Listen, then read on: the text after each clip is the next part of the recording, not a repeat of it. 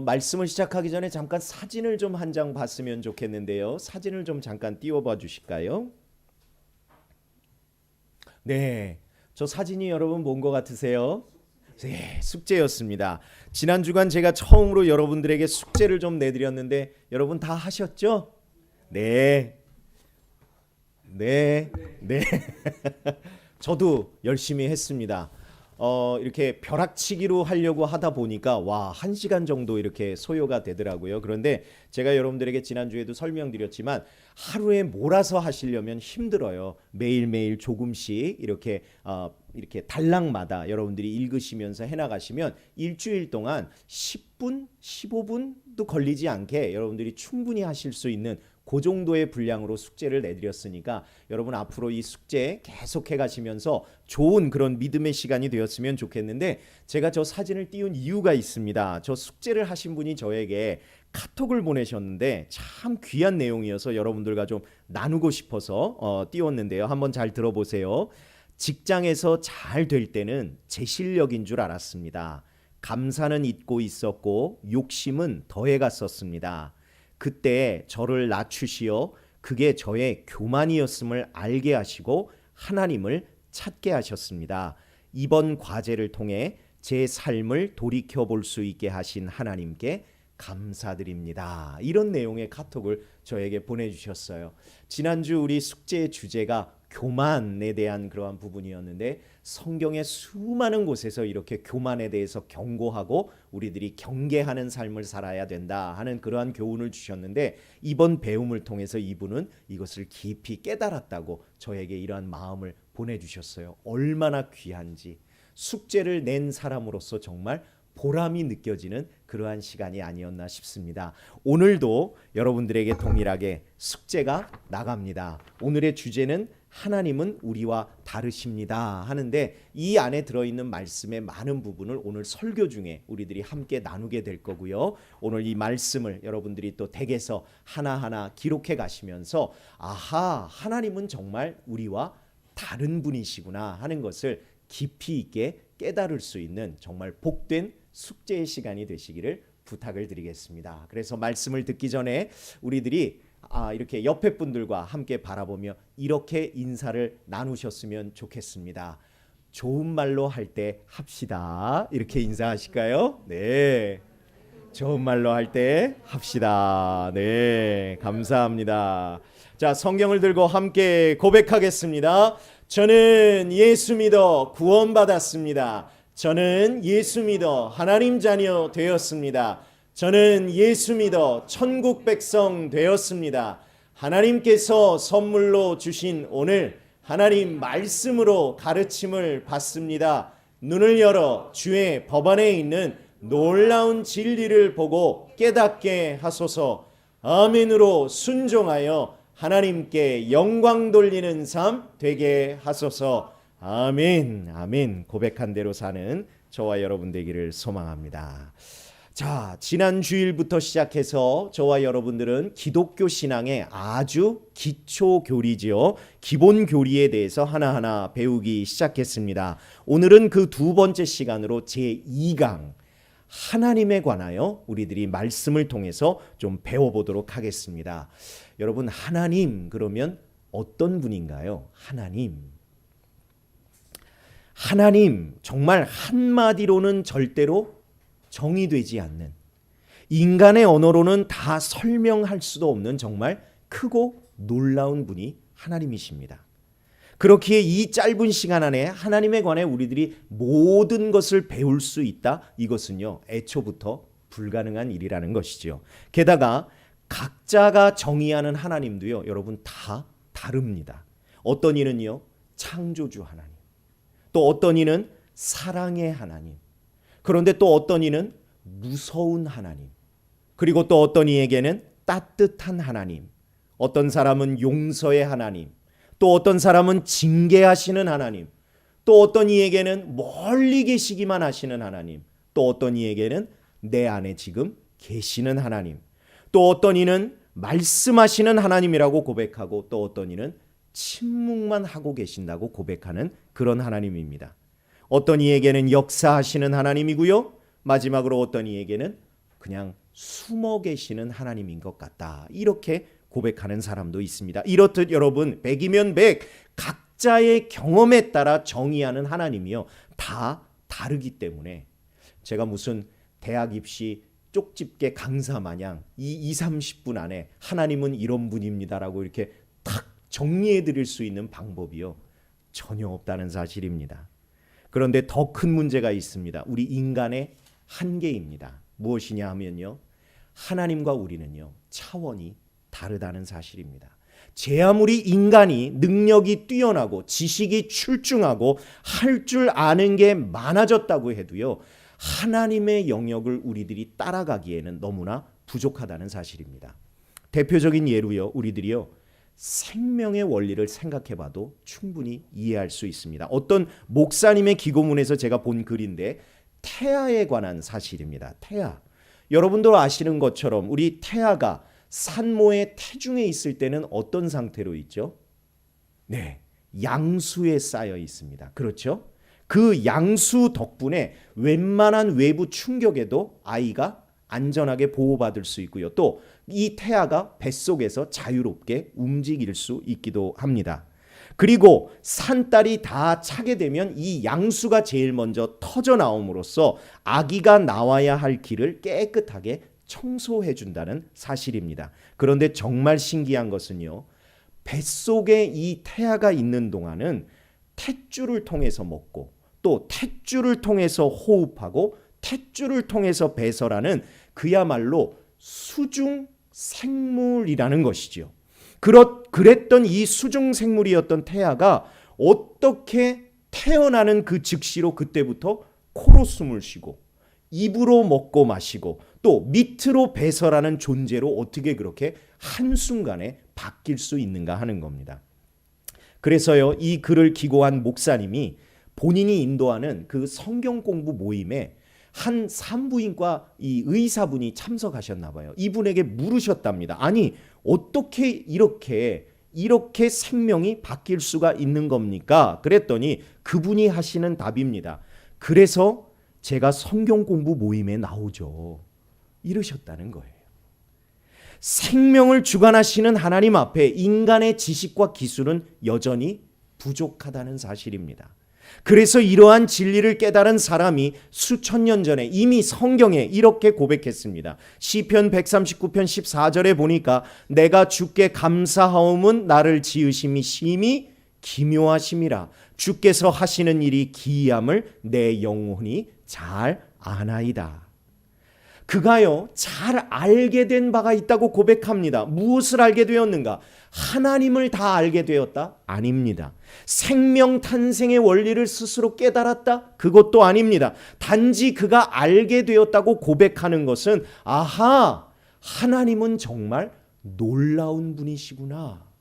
단지 그가 할 수 있었던 것은 그거라고 고백하는 겁니다. 그래서 일찍이 하나님께서도요 저와 여러분이 이 사실을 분명하게 깨달아 알 수 있도록 이런 교훈의 말씀을 주셨습니다. 이사야 55장 8절과 9절 말씀 우리 화면을 보고 함께 읽겠습니다. 시작. 이는 내 생각이 너희의 생각과 다르며 내 길은 너희의 길과 다름이니라.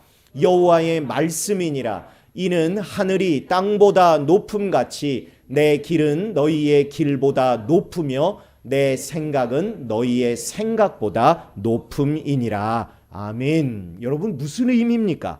차원이요 다르다는 겁니다. 달라도 너무 다르고 그 차이도 너무 깊고 크기 때문에 사람과 하나님은요 절대로 동일시 될 수 없다는 사실입니다. 그렇기에 우리들은 하나님 앞에서만큼은 차원이 낮아도 정말 한참 낮은 차원이기 때문에 우리들이 항상 하나님 앞에 어떤 태도를 보여야 하는가? 맞습니다. 겸손해야 합니다. 전능하신 하나님 앞에, 거룩하신 하나님 앞에, 크고 놀라우신 하나님 앞에 우리들은요 항상 겸손해야 하는 겁니다. 다른 이유가 아니지요. 인간의 모든 것을 초월하시는 하나님은 우리와 차원이 다르시기 때문입니다. 그런데 이러다 보니까요 여러분 문제가 생깁니다. 차원이 너무 달라놓고 보니까 그 가운데서요 오해가 생기더라는 사실입니다. 물론 여러분 하나님은 오해가 없으십니다. 왜요? 하나님은 모든 것을 다 꿰뚫어 아시는 분이기 때문에 오해할 필요도 오해할 이유도 없으십니다. 하나님에게는 아무런 문제가 없습니다. 문제가 있다면 바로 사람인 우리에게 있는 것이지요. 하나님을 온전히 알지 못하기에 우리 스스로 하나님을 오해한다는 사실입니다. 그런 면에서 어차피 우리가 하나님을 이 짧은 시간에 다 안다는 것 자체가 불가능하다면 대신에 그럼 오해라도 좀 풀어보면 어떨까? 하나님에 관한 잘못된 지식을 조금이나마 바로잡는 노력을 통해서 우리들이 올바른 시선으로 하나님을 바라보게 되는 것. 그것이 오늘 제가 전하고자 하는 메시지의 아주 분명한 교육 목표입니다. 이 시간 성령께서 도와주셔서 우리들의 심령 가운데 올바른 깨달음을 허락해 주셔서 온전한 배움을 이루는 시간이 되기를 간절히 소망합니다. 자, 이제 본격적으로 배움을 시작합니다. 오늘 본문은요 하박국의 고백입니다. 그는 선지자 중에 한 사람이었습니다. 그런데 그가 활동하던 때는요 너무너무 어려웠던 시절이었습니다. 나라의 운명이 풍전등화, 여러분 그런 말 들어보셨죠? 바람 앞에 촛불 같은 정말 불안불안한 때였습니다. 신흥 세력이었던 바벨론 제국 때문에 이 나라가 전체가 침략을 당하고 수탈을 경험하던 그런 때였습니다. 그런데 사실 하박국은요 왜 이런 일들이 일어났는가 이유를 알고 있었습니다. 어떤 이유였는가? 하나님께서 바벨론 제국을 들어서 불순종하는 이스라엘 백성을 징계하시는 그런 과정이었습니다. 그걸 하박국은 알고 있었습니다. 그런데 문제는 무엇인가? 아무리 하나님의 섭리라고는 하지만 자기의 눈앞에 펼쳐져 있는 이 상황이요 너무 말이 안 되는 것인 거죠. 너무 극악무도한 일들이 그의 눈앞에 펼쳐집니다. 오늘 우리가 함께 읽었던 본문에 그가 사용했던 단어들만 보더라도요 얼마나 심각한 상황이었는지를 우리들이 실감하게 됩니다. 예를 들어서 폐역, 겁탈, 강포, 분쟁, 해이함, 그리고 악인이 의인을 삼켜버린다. 이런 표현까지 쓸 정도로요 그야말로 그 시절이 무법천지였다는 겁니다.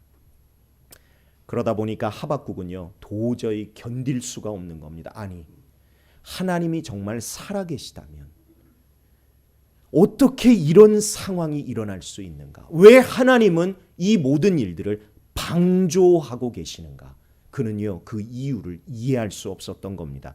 그래서 그가 오늘 본문에서처럼 하나님께 따져 묻는 겁니다. 하나님, 도대체 지금 뭘 하고 계시는 겁니까?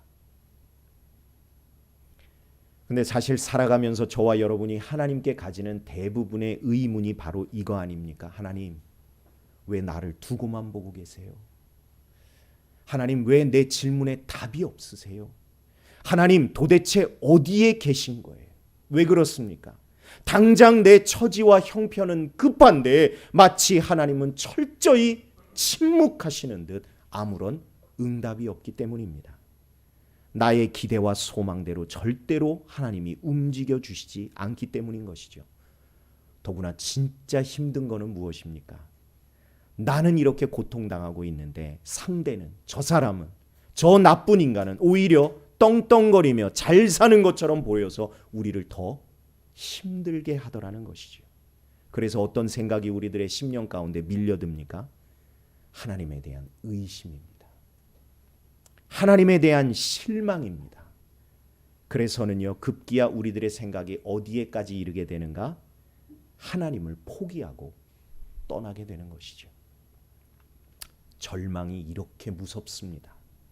하지만 여러분, 그래서 하나님을 떠나게 된다면 그 절망이라는 감정이 누구로부터 비롯되었는가 우리들이 판단할 수 있을까요? 어려울 것 없습니다. 하나님을 떠나는 것을 제일 기뻐하고 좋아할 존재, 바로 사단 마귀인 것이죠. 철저히 우리들의 그 감정을 이 사단과 마귀는 이용하는 겁니다. 어떻게 해서든지요 우리들을 실족하게 해서 하나님을 떠나게 만듭니다. 그렇다면 어떻게 해야 될까요? 의심을 안 할 수도 없고 실망을 안 할 수도 없는데 과연 그렇다면 우리는 어떻게 해야 하는가? 이 질문에 대한 답으로서 하박국 선지자는 우리 모두에게 너무 귀한 진리의 교훈을 주고 있습니다. 하박국 2장 1절 말씀, 우리 화면을 보고 함께 읽습니다. 시작. 내가 내 파수하는 곳에 서며 성루에 서리라. 그가 내게 무엇이라 말씀하실는지 기다리고 바라보며 나의 질문에 대하여 어떻게 대답하실는지 보리라 하였더니. 아멘. 여러분, 우선 그가 어디에 서 있는지 그 위치를 한번 보십시오. 그가 어디에 서겠다고 합니까? 내 파수하는 곳입니다. 그의 직업이 아마 파수꾼이었던 것 같아요. 그런데 그 파수꾼의 사명이 뭡니까? 말 그대로 내 자리를 지키는 겁니다. 내 자리를 지키겠다고 일단 선언하는 겁니다. 일꾼으로서, 직임을 맡은 사람으로서, 그 일에 부름을 받은 사명자로서 일단은 마땅히 할 일을 하겠다는 겁니다. 그러면서 그가 이렇게 결단하는 것이죠. 하나님의 응답을 내 자리에서 기다려보겠습니다. 여러분, 이것이야말로 하나님에 대한 오해를 푸는 가장 신앙적인 방법이자 성경이 말씀하시는 지혜로운 방법인 것을 여러분 다 깨달으시기를 바랍니다. 여러분, 실망했다고 해서 떠나는 것, 그것은 하나님이 기뻐하시는 성경적인 방법이 아닙니다. 믿음으로 내 자리에서 하나님의 응답을 기다리는 것, 그것이 참 지혜라는 사실입니다. 왜 그렇습니까? 이어지는 다음 절 때문입니다. 하박국 2장 2절에 보니까 여호와께서 내게 대답하여 이르시되. 하나님이 어떤 분으로 성경에 묘사되어 있습니까? 대답해 주시는 분입니다. 응답해 주시는 분입니다. 말씀해 주시는 분입니다. 더더군다나 어떤 질문에 대해서 어쩌면 하나님께 대드는 듯한 정말 불경스러운 도전적 질문임에도 불구하고요, 하나님은요 친히 그 질문에 대답해 주셨다는 사실입니다. 게다가 하박국서 전체를 여러분 읽어보면요, 하나님은 단 한순간도 화를 내시지 않습니다. 하박국을 나무라지도 않으세요. 아니 여러분, 그럴 만도 하지 않습니까? 나를 향해서 누군가가 당신 도대체 뭐하고 앉아있는 거야? 이렇게 만약에 갑자기 이야기한다면 여러분 마음이 어떠실 것 같으세요? 더더군다나 내가 나름 노력하고 고생하고 열심히 뭔가를 하고 있는데도 불구하고 아니 나한테 갑자기 와가지고는 도대체 뭐 하는 거니? 너 뭐라고 앉아있는 거니? 너 사람 노릇은 하는 거니? 만약에 이렇게 말한다면 여러분 같으시면 여러분 감정이 어떠실 것 같으세요? 솔직히 정말 화날 것 같지 않으세요? 그런데 그런 도전적 질문에도 불구하고요, 하나님은요 전혀 동요하지 않으신다는 사실입니다. 도리어 그의 질문에 능동적으로, 적극적으로, 열정적으로 응답해 주시는 이 하나님의 모습이 오늘 본문인 하박국서뿐만 아니라 성경 전편에요 고루 발견된다는 사실입니다. 우리가 믿음 안에서요 기대와 소망을 품을 이유가 바로 여기에 있음을 믿습니다. 그렇기에 침묵하시는 하나님, 응답이 없으신 하나님, 아무것도 안 하시는 하나님, 여러분 모두 우리의 오해입니다. 그 자리를 끝까지 지키지 않아서, 응답을 끝까지 기다리지 않아서 우리 스스로가 만든 오해이자 사단이 쳐놓은 유혹에 덧칠 수 있다는 겁니다. 그러므로 사랑하는 여러분, 응답하시는 하나님이심을 온전히 알고 믿고 깨닫고 또한 무엇보다 경험하시는 저와 여러분들이 되기를 간절히 소망합니다. 그런데 여러분, 우리가 아멘 하기는 해도 여전히 우리 안에 의심이 있죠. 어떤 의심입니까? 진짜로 말씀하시나? 여러분 그런 의문 안 가지고 계세요? 진짜 하나님이 말씀하시나? 이것을 바꾸어 말한다면 진짜로 말씀해 주시면 좋겠다. 이런 우리들의 심정인 것이죠. 하나님이 정말 내 앞에 딱 나타나셔서 얘야 이건 이렇게 하렴, 얘야 저건 저렇게 하렴, 얘야 이리로 가렴 저리로 가렴 이렇게 딱 딱 말씀해 주시면 얼마나 좋을까 하는 그러한 바람이 우리들 가운데 있습니다. 그런데 우리들이 살아가는 현실은 어떻습니까? 그런 하나님을 경험했다는 사람 어디 가서도 본 적이 없습니다. 듣도 보도 못했습니다. 왜? 나부터 그렇지 않습니까? 저부터 그런 경험이 없어요. 하나님이 딱 나타나셔가지고 이래라 저래라 이런 경험이 없습니다. 그런데 우리가 읽는 성경, 특히 구약의 경우는 어떤가요? 대부분 하나님께서 직접 말씀해 주셨습니다. 때로 선지자의 입술을 통한 경우도 많았지만 결국엔 선지자들에게 임한 말씀도 다 뭡니까? 하나님이 직접 그들에게 하신 말씀이었습니다. 그렇다면 여기서 의문이 드는 것이죠. 그때는 직접 말씀하신 하나님께서 왜 지금은 직접 말씀하시지 않는가 하는 겁니다. 여러분, 이 부분에 대해서는 조금 조심스러운 부분이 있습니다. 왜냐하면 우리와 종파가 조금 다른 같은 기독교 계통이라고 말하면서 다른 교파에서는요, 자기네들은 여전히 하나님의 음성을 듣는다라고 말하는, 그렇게 주장하는 사람들이 있습니다. 무조건 그들이 틀리다 혹은 맞다, 저는 어느 쪽 편도 들 수가 없습니다. 왜냐하면 이건 오로지요 하나님만이 아시는 진실이기 때문입니다. 요즘 우리들이 예레미야 말씀을 매일매일 이렇게 묵상하고 있는데 거기에도 보면요 두 부류의 선지자가 등장합니다. 하나는 하나님으로부터 직접 말씀을 듣고 전하는 선지자. 그런데 그런 선지자가 있음에도 불구하고 어떤 선지자가 또 있는가? 하나님의 음성을 듣지 못했으면서도 들었다고 거짓으로 말하는 선지자도 동일한 시대에 동일한 곳에서 활동하더라는 겁니다. 여러분, 그걸 과연 어떻게 증명하겠습니까? 모두가 들었다고 하는데 이걸 어떻게 우리들이 증명하겠느냐 이것이죠.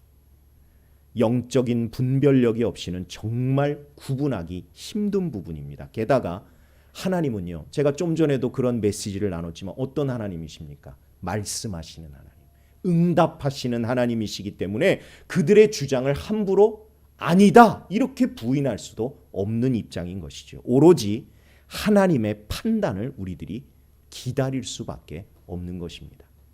하지만 그러함에도 불구하고 저와 여러분이 살고 있는 이 시대는 그렇게 정말 이스라엘 백성들이 날마다 하나님의 음성을 직접 듣던 그런 직접 계시의 시대는 아니다라고 우리들이 말할 수 있습니다.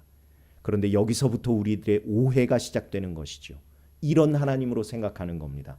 침묵하시는 하나님. 왜? 직접 듣지를 못하니까. 외면하시는 하나님.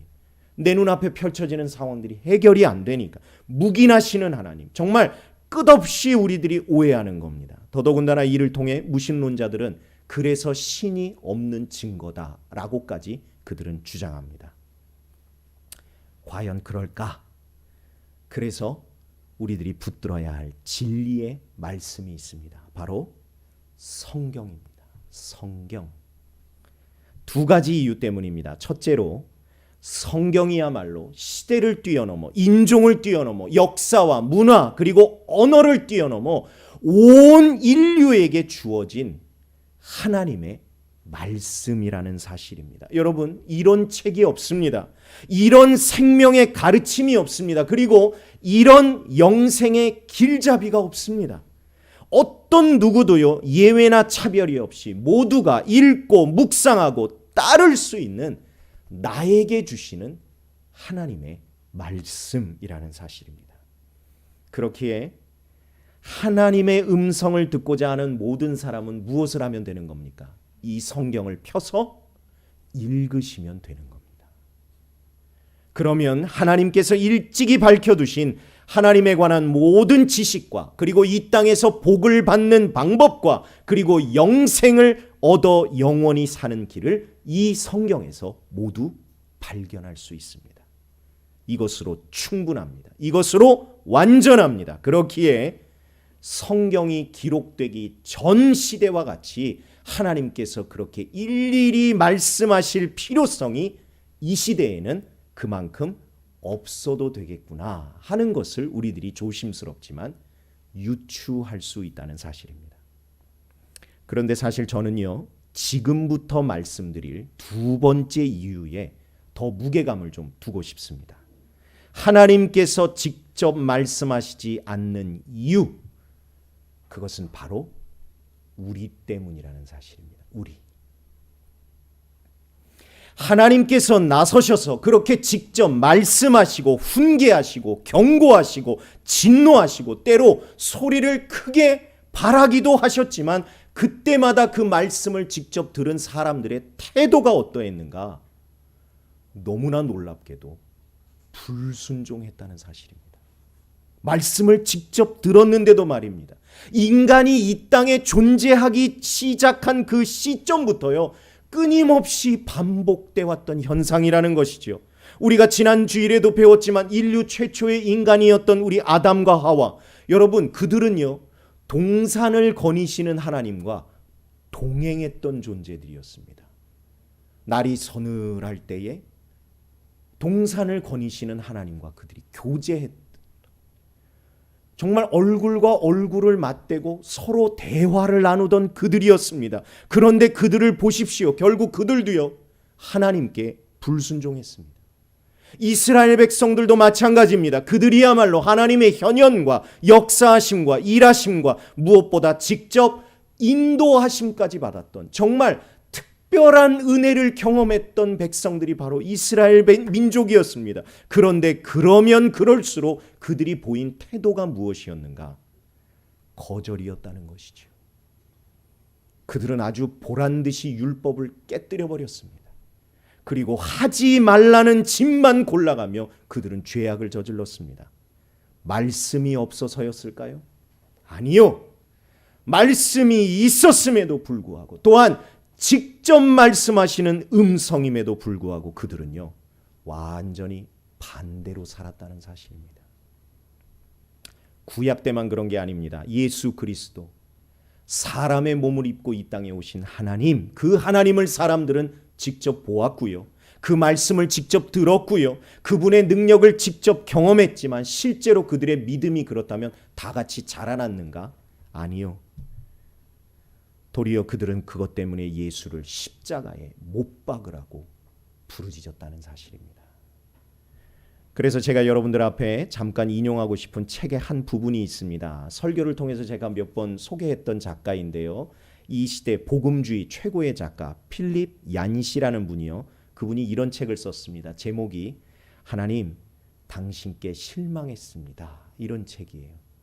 여러분들에게 한 번쯤 읽어보시라고 권면드리고 싶은 책입니다. 그런데 그 책에 나오는 한 단락입니다. 읽어드립니다. 현대를 살아가는 우리는 불명확한 그분의 인도가 상처라고 말하지만 그들 이스라엘 백성들에게는 오히려 분명한 인도가 그들에게 상처였다.